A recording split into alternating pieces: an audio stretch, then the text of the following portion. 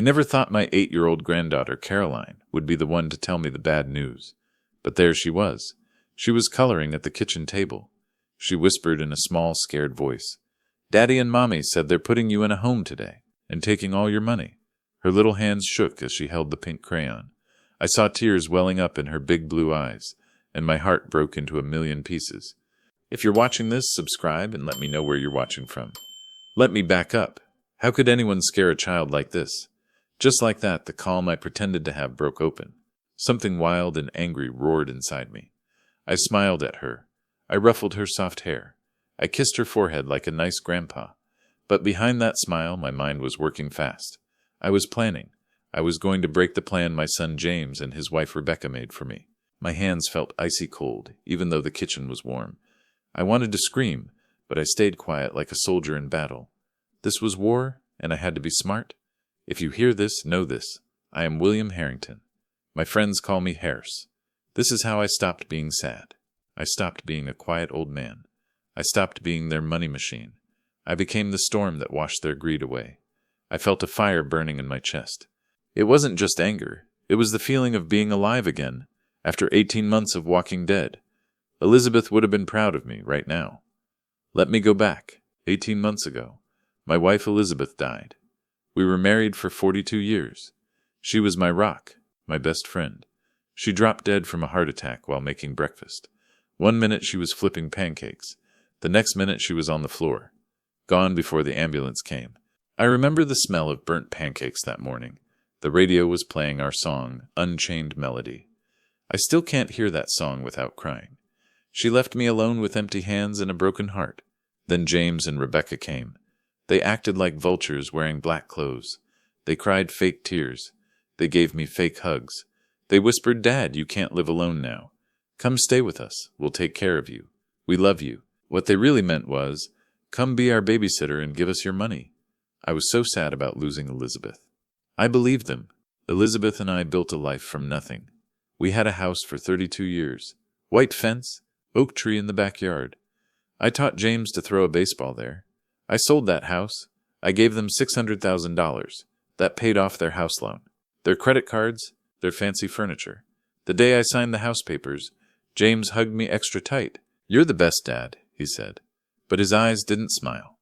Now I know why. He was already counting my money. I moved into their guest room. I drove Caroline to school. I helped with homework. I told bedtime stories. James and Rebecca went out to eat. They went to movies. They took weekend trips. They acted like I was part of the furniture.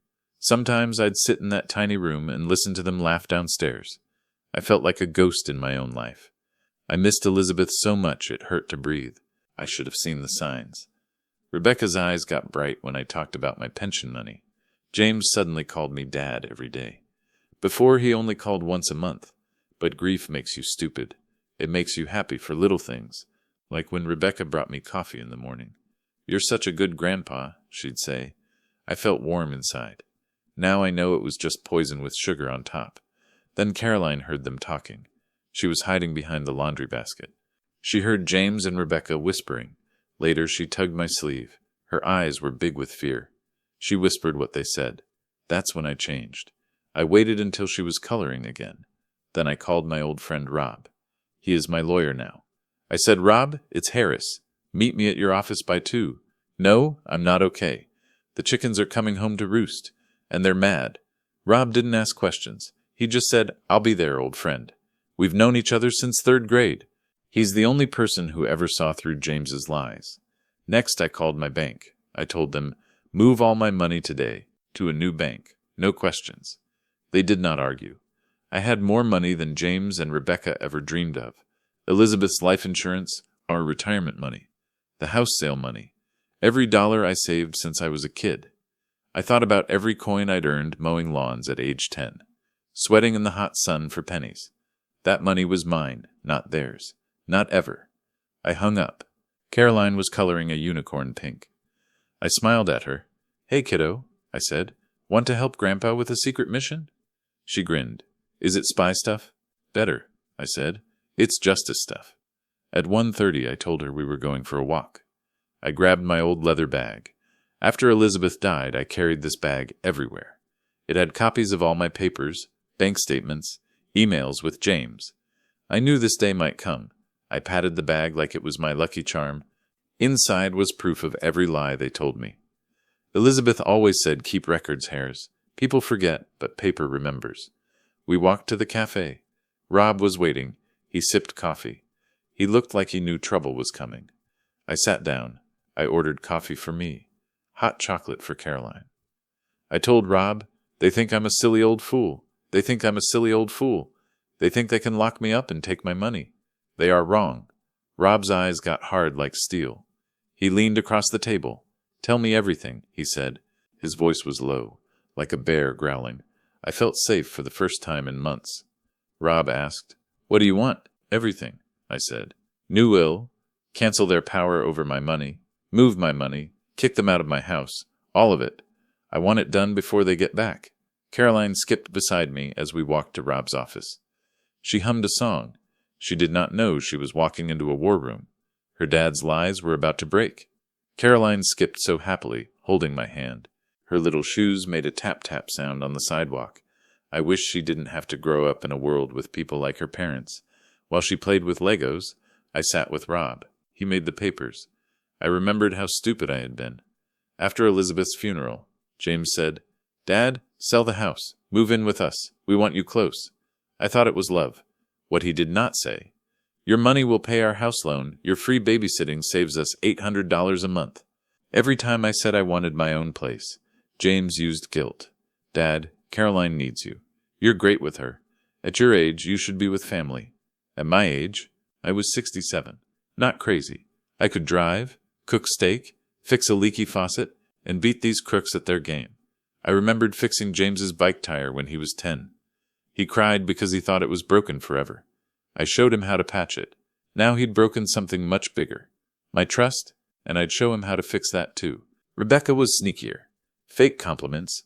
"Oh, William, you're so good with Caroline." What she meant, "Keep working for free while we go out." The worst part? They cut me off. "You're busy with Caroline. We didn't think you'd want poker night." The VFW called, but we said you weren't feeling well. They trapped me like animals. But they made one big mistake. They thought I was weak. They forgot I was a Marine. I served in Vietnam. I know how to fight when it matters. But they made one big mistake. They thought I was weak. They forgot I was a Marine. I served in Vietnam. I know how to fight when it matters. This wasn't about money. It was about respect. And I'd earn it back today. Rob slid a paper to me. "This cancels James and Rebecca's power over your money. I am your new agent." Next came bank papers. "All your money moved to Horizon National. They don't know that bank." Then he grinned. "And this? Your new will." I signed each paper fast. No stopping. "What about the $600,000 I gave them?" I asked. Rob smiled sharp. "No loan paper.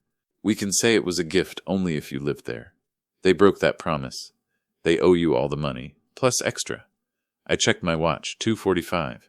James and Rebecca would be home by 4. They thought I would be ready to go to Willow Pines Senior Home. Instead, they would find a man who took back his life. I pictured their faces when they saw me cooking dinner. They'd think I was still their puppet, but the strings were cut. I was free. Caroline ran in, bouncing. "Grandpa, are we done with the boring stuff?" "Almost, sweetheart. One more stop." We went to my bank. Caroline sat with a lollipop. I met Linda Cho, the manager. "Mr. Harrington, moving everything today?" "That's strange." "Strange," I said, calm. "Try needed," she typed on her computer. Her eyes got big. "That's a lot of money." I thought of James avoiding my eyes that morning. Rebecca hugging me too tight. I've never been more sure. An hour later, $637. 412 was gone from their reach. "Safe in Horizon National?" Linda asked. "Why the rush?" I smiled. Some people learn you don't count chickens before they hatch. Linda gave me a knowing look. She'd seen greedy kids like James before. "Good luck, Mr. Harrington," she whispered. I knew she meant it. By 3:30 we were back at James and Rebecca's house. I sent Caroline to her room. I cooked in the kitchen, pot roast, mashed potatoes, Yorkshire pudding, Elizabeth's recipe. James always said it was his favorite. James always said it was his favorite. James always said it was his favorite. James always said it was his favorite. James always said it was his favorite. James always said it was his favorite. James always said it was his favorite. James always said it was his favorite. James always said it was his favorite.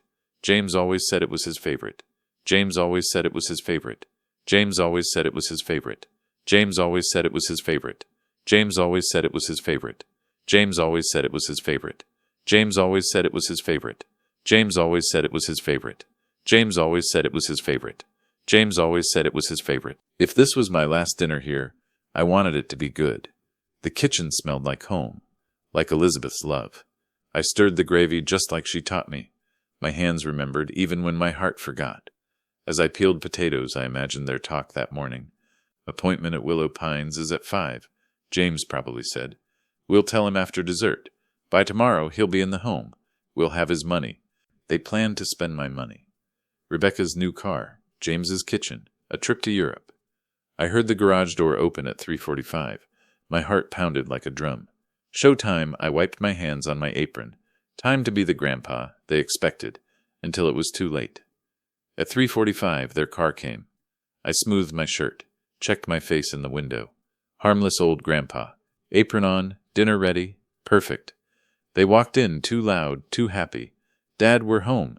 Smells amazing, James called. Just making your favorite, I replied. Caroline's upstairs. How are the errands? Pause. Fine, Rebecca said. Just running around. I smiled to myself. In an hour, they'd learn I ran circles around them. Dinner was a quiet fight. I served them with a smile, asked about their day, complimented Rebecca's hair. They squirmed, looked at each other, barely ate. This roast is great, Dad, James said, his fork shaking. You did amazing. Wanted tonight to be special, I said warmly. You never know when things might change. Rebecca choked on a potato. Change? What do you mean? Oh, just life, sweetheart. Nothing stays the same. Caroline talked about school. She did not feel the heavy air. At 7, my own James cleared his throat. Dad, can we talk? Caroline, go play upstairs. Here we go. The moment they wanted. We sat in the living room, them on the couch, me in my chair. James fidgeted. Rebecca looked at her lap. James spoke. Dad, Rebecca and I think it might be time for you to live somewhere else. I played dumb. Somewhere else? Like my own apartment? Not exactly. Rebecca jumped in, sweet voice. We thought assisted living. People your age. Fun things. Doctors. You mean a nursing home? It's not a nursing home, James snapped. It's Willow Pines. Nice place. We visited today. You made plans, didn't you? I asked. They looked at each other. We're just looking, James mumbled. I leaned back, let silence hang. They expected tears, begging. Instead, I smiled. Funny timing. I looked at options too today. I pulled out my phone, called Rob.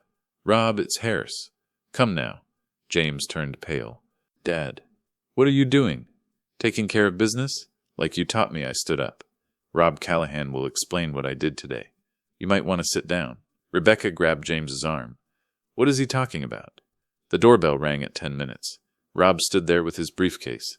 Evening, William, James, Rebecca, he said. Rob, I said, tell them what we did today. He sat across from them.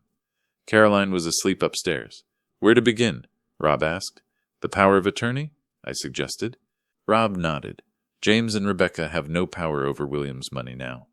That paper they had? Gone. James jumped up. Planning to abuse? We weren't. Sit down, son, I said quiet. We both know that's a lie. Rebecca turned white. William, why? Because 8-year-olds hear more than you think, I said. Caroline heard your chat this morning about locking me up and stealing my money. Silence. Thick silence. James sat down, face gray. Rebecca's mouth opened and closed. Rob, I said. The money? Certainly. William moved all his money, about $637,000, to Horizon National. The $600,000 they got. No loan paper. It was a gift only if he lived there. They broke that. They owe him all the money, plus extra. Rebecca shouted, You can't do this. That money, you gave it to us. Actually, Rob said, calm. We can. And we did. James pulled his hair. Dad, please talk reason. You don't know what you're doing. Oh, I know perfectly, I said, standing tall. I know you plan to say I'm not smart. I know you used me, treated me like a problem with a wallet. And I know you counted money that was never yours. We were protecting you, James yelled. You're 67. Living alone isn't safe. I wasn't living alone. I was living with people who saw me as a problem. And a wallet. Big difference. Rebecca leaned forward, scared. William, we can fix this. Maybe we messed up, but we care. I laughed, a cold sound. You care about my pension. You care about free babysitting. You care about my money, but you don't care about me. Rob cleared his throat. One more thing. My smile turned sharp. Ah, yes, the best part. Rob pulled out a folder. William has a new will. Before James got everything. Now, big changes. James's face turned green. What changes? I gave the hit. Caroline gets everything. Held safe until she's 25. You and Rebecca? Nothing. Not 1 cent. Rebecca gasped like she was hurt. You can't do this. We have a house loan, Caroline's future. You should have thought about that before you tried to steal from me, I said. Did you really think I wouldn't find out? Willow Pines costs $4,000 a month. You had it all planned. Lock me up, sell my stuff, keep the money. James tried one last thing. Dad, I'm your son, your only child. Mom would want you to help me. That's when I got mad. Your mother, I hissed, worked 2 jobs for 30 years to save money for you. She gave up things so you could have a future, and you were going to steal it while I was still alive. I walked to the fireplace, picked up Elizabeth's photo, looked into her kind eyes. You know what your mother would say if she saw you now? I should have done this sooner. I put the photo down, turned to them. Rob, one more paper? Rob nodded. The eviction notice. William doesn't feel safe here. As a tenant without a lease, you have 30 days to move him out. Eviction notice. James's voice broke. This is our house. Actually, I said, pulling out my papers. That $600,000 I gave you? Bank records show it paid your house loan and credit cards. No loan paper, but emails where you promised I'd always have a home here. Rebecca's face fell. You want the money back? Every penny. Plus 18 months of rent. Plus the value of my free work. Plus how bad you made me feel. Total? About $700,000. James whispered, We don't have that much money. Then get creative, I shrugged. Sell the house, cash your savings, get new jobs, or go broke. Either way, it's not on my dime. Rob stood up. I'll leave you to think. William, your new apartment is ready. As he left, Rebecca cried, What about Caroline? You can't leave her. I stopped at the stairs. I'm not leaving her. I'm teaching her what happens when you cheat people who love you. She'll understand someday. I packed my bags, left them sitting in the mess they made. That night I slept better than I had in 18 months. Behind me, Rebecca cried. 3 weeks later, I sat in my new apartment. I sipped coffee, watched people walk in the park. Rent, $1,800 a month. Much less than what I gave James and Rebecca. My new place smelled like fresh paint and hope. The window looked right onto a playground. Kids laughed and swung. It felt like a fresh start. My phone rang. James's name showed up for the 14th time that week. I did not answer. His message, Dad, please call back. We need to talk. This went too far. Caroline asks where you went. Rebecca is very scared. We can fix this if you're reasonable. Reasonable? From the man who planned to lock me up. I deleted it. Called Rob. How's the lawsuit? Slow. They hired a good lawyer. He says the money was a gift, not a loan. And you told him? We have proof. You paid bills, emails calling you a tenant, receipts. They abused you. I smiled. What else? Their lawyer filed a paper saying you're not smart. Wants a doctor to check you. That wiped my smile. Still trying to say I'm not smart. Hail Mary. They're desperate. Rob paused. Harris, they're looking at Elizabeth's insurance. Something about who gets the money. A chill went down my back. What do you mean? Not sure yet. He hinted at problems with how the money was given. I'm checking. I hung up, stared at the park, felt sick. Elizabeth handled our money. I trusted her, signed papers she gave me. What if James knew something I didn't? I remembered Elizabeth's worried face the week before she died. Hares, she'd said. If anything happens to me, protect Caroline. I didn't understand then. Now it made sense. She knew James was greedy. That afternoon, I drove to Caroline's school, waited until she walked to the playground. She looked smaller, sadder. I got out, called her name. She ran to me, hugged me hard. Grandpa, I missed you. Why did you leave? My heart hurt. I had to, sweetheart.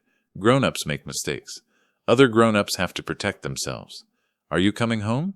I can't, baby, but you can visit me. My new place has a pool. Her eyes got big. Really? Really? Ask your parents if you can come this weekend." I hugged her tight. "I love you, baby girl. Never forget that." As I drove away, I saw Rebecca's car. My phone rang. I did not answer. The doctor visit was Friday morning. I wore my best suit, polished shoes. I looked sharp. Dr. Park was young. Kind eyes. "Mr. Harrington, this was asked by your son's lawyer. I'm here to check your mind, not take sides." "Good, doctor." For 2 hours she tested my mind. I answered honestly. Explained why I did what I did. "You have great memory and thinking skills," she noted. "Can you describe your family?" I chose words careful. "They are money-strapped. Saw me as a money solution, not a person." "Do you think your actions seem too harsh?" I looked her in the eye. "Doctor, if someone planned to steal your life savings and lock you up, what would you call the right response?" She wrote a note. Point taken. That evening Rob called. "The doctor says no conservatorship, but Hares, we have a problem." I found what their lawyer hinted at. My stomach dropped. "Tell me." "Elizabeth had a second life insurance policy. $2 million. You weren't the only one getting money." "Who else?" "Someone named Diane Carter." The name hit me hard. Diane Carter. Elizabeth's helper at work. The pretty redhead. She got $500,000. The insurance company sent 2 checks. One to you for $1 million, one to her for $1 million. I sank into my chair. But I only got $500,000 from the insurance. That's what their lawyer wants. If Elizabeth left Diane $1 million, and you were supposed to get $1 million, where's your other $500,000? The pieces came together. James handled the insurance after the funeral. He told me the policy was only worth $500,000 after fees and taxes. I was too sad to check. My son stole $500,000 from me. I felt the room spin. I grabbed the edge of my desk. How could my own flesh and blood do this? Elizabeth's face flashed in my mind. Had she known? Was this why she looked so worried? "Looks that way," Rob said. "And if he's been hiding that while trying to say you're not smart, that's years of stealing." I closed my eyes. 2 people I trusted most hurt me. But instead of sadness, I felt hot anger. "Rob," I said quiet, "I want to destroy him." I spent the weekend planning. If James thought he could use secrets about Elizabeth, he was wrong. Monday morning, I called Diane Carter. Internet said she was Diane Carter Reynolds now. Living in Raleigh with her husband and kids. Phone rang 4 times. "Hello? Diane." "It's William Harrington, Elizabeth's husband." Silence. Long silence. "Oh my God, William, I wasn't expecting this. How did you get this number?" "I'm very good at finding things." I kept my voice light. "We need to talk about Elizabeth's insurance." "I don't know what you mean." "Honey, I know about the $2 million policy. I know you got half. What I want to know is what you know about my half." Another pause. "Your son told me you got your part." "My son told you? When?" "He called me after Elizabeth died. Told me about the funeral and the insurance." My heart beat fast. "What did he tell you about the insurance?" "Said you were too sad." "That he was handling your money?" "Said the insurance company made a mistake. Sent 2 checks. Told me to cash mine and not worry. James didn't just steal my money. He got Elizabeth's friend to help hide it. Diane, that check you got was supposed to be split. Elizabeth left us each $500,000, not $1 million each. That's not what James said. He showed me papers. Fake papers, I think. I let that sink in. Diane, we've both been tricked by my son. What do we do about it?" Tuesday morning, I waited outside James's office. His face went white when he saw me. "Dad, what are you doing here?" "Hello, James. Nice morning, isn't it?" I stood up. "Thought we could have lunch." So much to catch up on. He looked around, coworkers watching. "I'm really busy." "Oh, I insist. Made us a table at Marco's. Remember? Where you took me for your promotion." His jaw got tight, but he nodded. "Fine. Can't stay long." Marco's was busy. Good cover. We ordered. Talked small about Caroline. I waited until he relaxed. Then I smiled. "Had a talk with Diane Carter yesterday." James's fork clattered. His face turned gray. "I don't know what Diane told you," he finally said. "She told me you said the insurance company made a mistake, that she deserved the full $1 million. I sipped my drink. Imagine my surprise when I learned you stole $500,000 from me. "I was protecting you." James's voice got loud, then quiet. "You were too sad after Mom died. Finding out about Diane would have hurt you. So you took my money instead. It wasn't like that. I used that money to pay our house to help Caroline. You would have just saved it anyway." I laughed. A sharp sound. "You stole $500,000 from your dad and called it kindness. Amazing. James leaned close, scared. Dad, please let me explain everything. Mom left Diane that money because she was having a baby. The world stopped. What? Diane was having Mom's baby. She lost the baby at 4 months. But Mom changed the insurance to help the baby. When she lost it, Mom was going to change it back. But then she had the heart attack. I stared. Elizabeth didn't just cheat. She got her friend pregnant. And James knew. How long have you known? Diane called me after the funeral. Showed me medical papers, insurance docs, everything. And instead of telling me, you stole from both of us. I told her she deserved the full $1 million after what she went through, and I used your half to pay our bills so you wouldn't worry. The twisted idea was almost funny. You stole from me to pay your bills and called it help. James's phone buzzed. When he looked at it, turned paler. It's Rebecca. She says Rob Callahan is at the house with papers. I smiled. Oh, that'll be the criminal charges. Filed them this morning?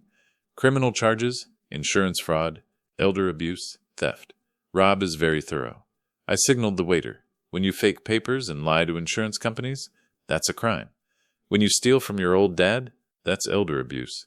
And when you do it while trying to lock him up, that's planned. James's hands shook. Dad, please think about Caroline. If I go to jail, you should have thought about Caroline before you became a criminal. I stood up. Left money for my meal. Don't worry about her. She'll be fine. She's getting more money than you planned. What do you mean? I leaned down, whispered, Diane is giving me back my money. All of it. Turns out she doesn't like stealing like you do. James's face broke. You can't do this to me. I'm your son. You're right. You are my son. And that's why this hurts so much. I walked out, drove away. Hands steady. One more stop to make. Next morning, I watched the news. Local man charged with elder abuse and fraud. The anchor said, James Harrington stole over $500,000 from his father. My phone rang all morning. Reporters, neighbors. I ignored them all except one call. Grandpa? Caroline's voice, small and scared. Mommy's crying. She won't tell me why Daddy isn't coming home. My heart broke. I'll be right there, sweetheart. I found her at her friend's house. Caroline looked lost, holding her bear. Are you in trouble too, Grandpa? I knelt, took her hands. No, baby, I'm not in trouble. Grown-ups make bad choices. They have to face what they did. Is Daddy a bad person? Your daddy isn't bad, Caroline, but he did bad things. Now he has to fix them. I spent hours explaining, using words she could understand, about honesty, about what happens when you do wrong, about how love doesn't mean letting people hurt you. Are you still mad at Daddy? I thought hard.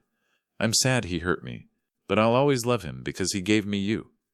That evening, Rebecca came for Caroline. She looked broken, red eyes, messy hair. The lawyers say he might get 5 years if found guilty. That's up to the judge. William, please. I know we hurt you, but James is scared. Can't you forgive him? I looked at this woman who smiled while planning to steal my life. A year ago, I would have cried. Rebecca, I forgave James when I filed those charges. Forgiving doesn't mean no consequences. It means I won't let his choices ruin my future. 3 months later, James said he was guilty. Got 18 months in jail, 5 years of watching. Judge said he must pay back all the money, $700,000 plus extra. Rebecca sold the house, moved to a small apartment, got a job at a dentist to support herself in Caroline. It was hard, but she was learning to stand alone. I saw Rebecca at the grocery store last week. She was buying discount rice. Caroline held her hand. When she saw me, she didn't run. She just nodded. We're not friends, but we're not enemies either.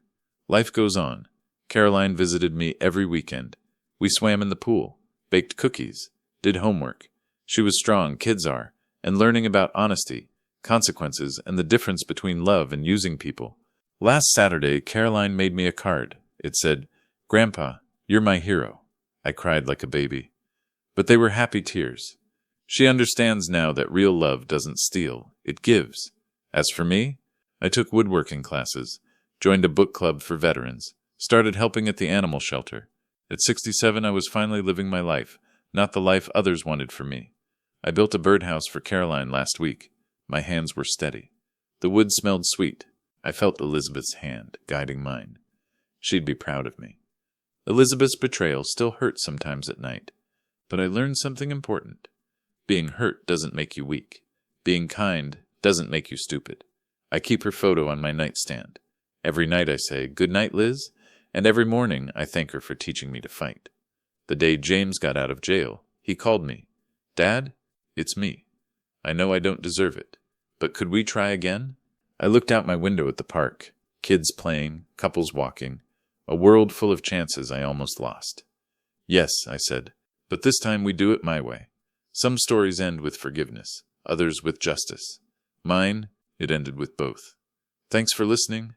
Don't forget to subscribe and feel free to share your story in the comments. Your story matters for us,